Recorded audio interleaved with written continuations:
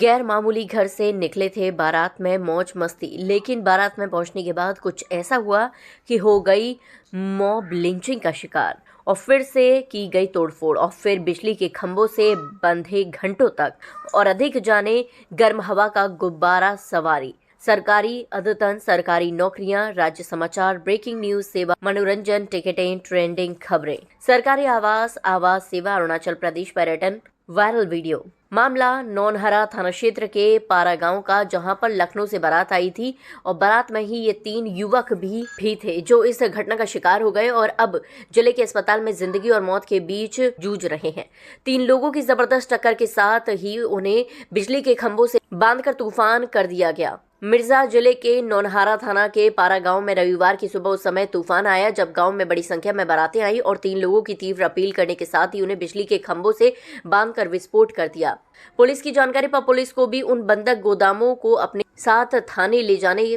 में काफी संकट का सामना करना पड़ा। बाद में पुलिस ने किसी तरह से भीड़ से निकाली गई रैली को अस्पताल जिले में भर्ती कराया।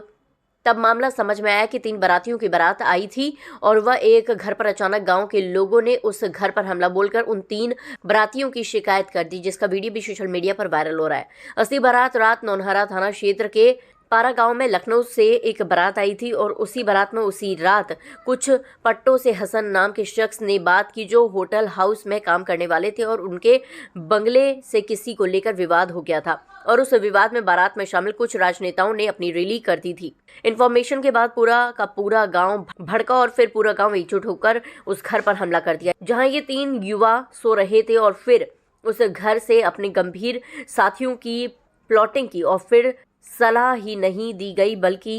गांव वालों ने बिजली के खंभों से लेकर कई घंटे तक बांधे रखे।